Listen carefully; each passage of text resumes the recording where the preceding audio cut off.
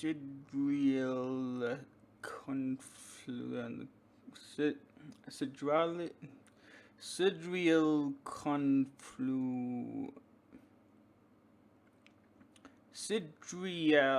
Confluence.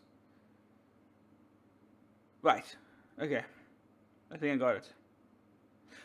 Hello, my name is Eric Bubble, and this is a thoughts video. And am I really doing this? This is a thoughts video on Sidereal Confluence, a game all about trading and negotiation in the Elysium Quadrant, or that is what the game would lead you to believe. This is a glorified cube pusher with trading elements. So if you ever played a game like Chinatown, where it's just free-form trading, that's pretty much what you're going to get in this game.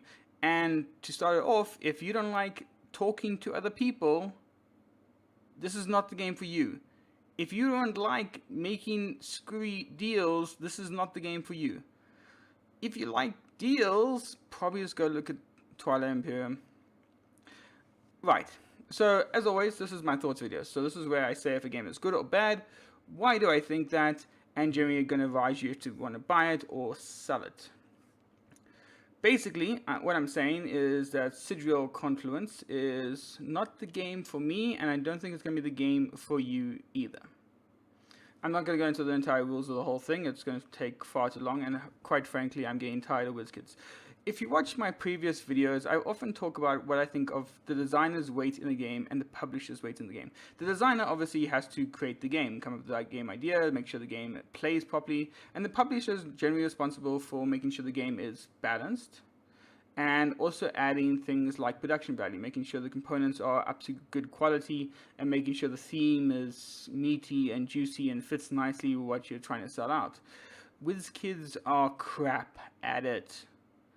I talked about WizKids before when I did my Tyrants of the Underdark video, and I talked about how bad their card quality was and just how shitty the board looks. And I do apologize for that language, but honestly, I'm getting frustrated by them. I'm not going to pick up any game published by them simply because their production value nowadays is subpar to what you should be getting. That's not to say the game is badly made. The cubes are nice to hold, but the card quality is terrible. The artwork is bland and uninspiring. There's almost a reason why they went for the Dead of Space, because black seems to be the most prevalent art form done in this, and it just feels shoddy. The rulebook is unbearably badly laid out, to the point where the rulebook explains how the game works. It never explains what you're supposed to do. Honestly, you open up the game for the first time and you're just wondering what the hell went wrong with this production. Again, if you're paying like, say, $60 for this game, you're probably being ripped off. All that aside though, Sidereal Confluence is 100% not for me. So, let me explain. In Sidereal Confluence, you are an alien faction trading goods in the Elysium Quadrant. Oh god, this is so unbearable to get through. On your turn, you're essentially going to be doing three things. You're going to be trading, where you're going to be swapping cubes with other people, and your trading is basically freeform. You can basically say, I'm going to give you 2 green cubes for this yellow cube. Is that okay with you? Yes, no, and then you just simply do trading as you would. There's no hard and fast rules, simply that everything is binding. If you agree to one thing, even if you agree to, like, I'm going to give you this yellow cube now if you make sure that you give me 2 yellow cubes in 2 rounds from now. That is also binding. However, there's no way for the game to keep track of that except for by players, and if you don't pay back that yellow cube, you then lose victory points. That's the trading phase. Then you have the production phase, which is called the economic phase. I have no idea why they didn't call it the production phase, but hey, let's go with it. The economic phase is where you will do your economics. Essentially, you have converters, and these are cards which will convert one type of good or a few types of goods into other types of goods. And it's generally going to tell you a few numbers on how good the goods go up, and then you get more goods. And then you have the bidding phase. The bidding phase is where you're going to bid on new colonies or planets, which will be your initial source of production. Again, your initial source of economy, which allows you to get cubes. And then you'll be bidding on technologies. Technologies are basically objectives, which is never explained in the rulebook, that's the main way to earn victory points, and that's the main way you're going to win, is if you have the most victory points. you are essentially gaining technologies which you can then build on a later turn to gain access to new technologies. And if you build one, you get victory points because you're then sharing those technologies with everyone else, and that allows you to get new converters to get more cubes. I wish to say that there's more to the game, but there is honestly not. The game thrives on trading, and if you ever get into a situation where your economic engine is working, there's honestly no need to ever trade with someone. Obviously, the game is designed in such a way that you still should be trading, and you will be doing far better if you can make good deals. The game kind of sets you up in a way that it tells you what is a fair deal, but as the game progresses, you're obviously going to be trading more. You know, there's no longer there's going to be 3 cubes for 3 cubes. It's going to be like, I'm going to give you this one desperately needed cube if you give me 3 of your unneeded cubes. And you have 9 alien factions, all with crazily unique powers. So this is the one thing I do like about the game, is that the alien races are incredibly asymmetrical. This whole game is very asymmetrical because you might need yellow cubes where your friend needs blue cubes, and you're the one that produces blue cubes and he's the one that produces yellow cubes. So there's a nice little trading interaction. Then you have the special powers. So for example, one special power might be that the one alien race can just make planets out of nowhere. They just can take yellow cubes and spit them out and make planets. Or another alien race might allow them to double up their economic productions on certain things. The game will take place over a series of 6 rounds, and at the end of the 6 rounds, the person with most victory points wins. There's honestly not a lot of depth to this game. It very much is just about making sure you get the cubes you need to work your engine. The trouble is, your engine is only there to produce technologies. It's never an engine to produce victory points, and oftentimes the cars that produce victory points are generally just not as good as just trying to get as many cubes as possible to trade in for technologies. I'm trying to think where I didn't like this game, and I think it comes down to the fact that it's the theme. For me, this game is honestly just all about terrible, terrible theming. The space is trying to convey this cosmic encounter-esque feeling of these crazy alien races, and you have to do your best to make that alien race work for you. But when it comes down to it, it really just is cube pushing. You're literally just getting cubes to turn to other cubes to get victory points, with a trading aspect to it. There's not much there, and I think the people that are going to enjoy this are the people that are heavier gamers, that enjoy that kind of aspect, but also enjoy talking, and those are few and far between. But the thing that lets it down the most, again, I will say, is the theme. Let me just put it out there. Again, I don't know if this was a publisher or if this is based on the designer, but the first time you open up and you read the little biography of your alien race, it just sounds so shoddy. It really does. Let me give you an example, right? This is, say, the X6.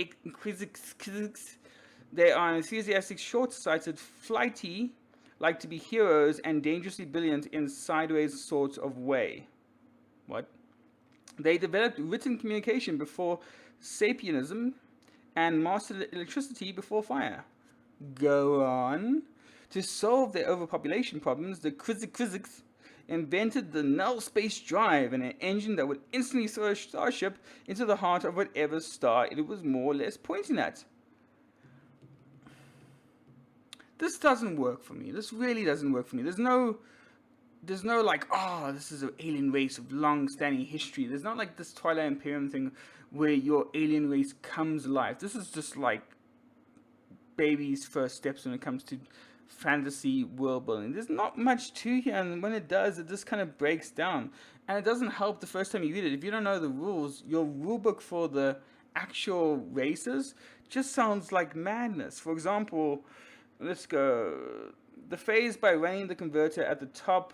The colonies do not have the Krzyks' background. They are traded permanently, not for a single turn. If they are consumed by a converter that has worlds as an input, they are removed from the game instead of being put under the colonial deck.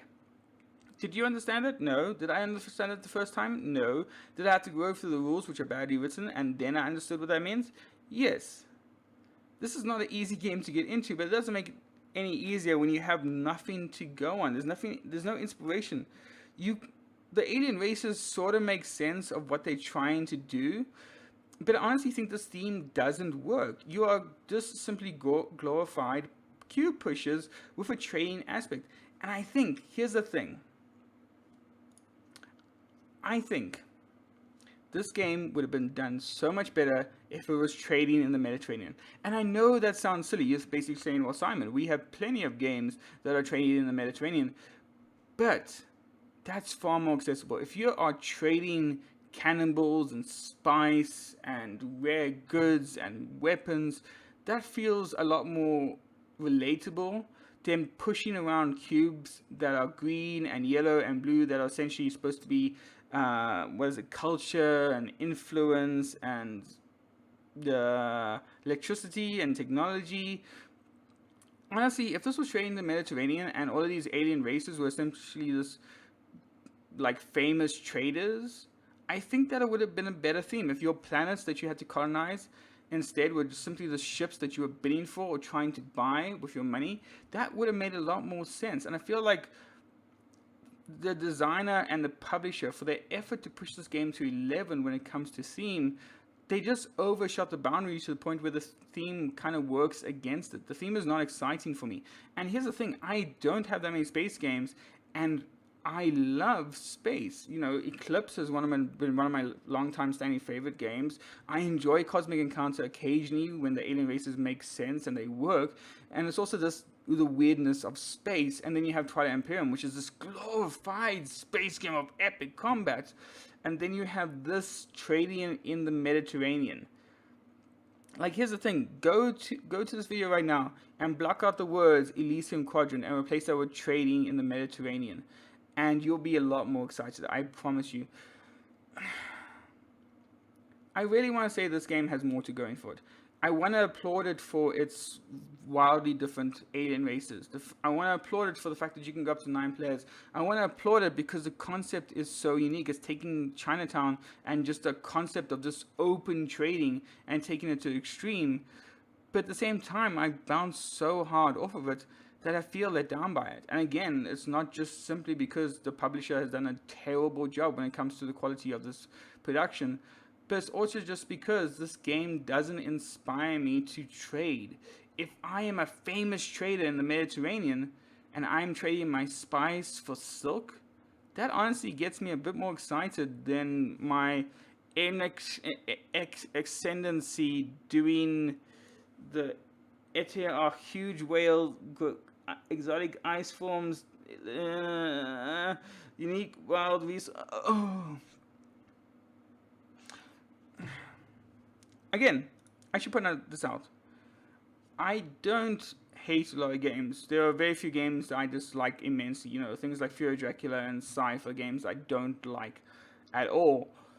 And Sidereal Confluence, I can see what the designer was trying to do. My problem is that I don't think this is going to be a game for a lot of people. I honestly think that in the realm of board gaming, this is probably not a game you want to pick up. Again, I'm making assumptions. I'm making assumptions on who watched this video. I'm making assumptions on what the board gaming world is like.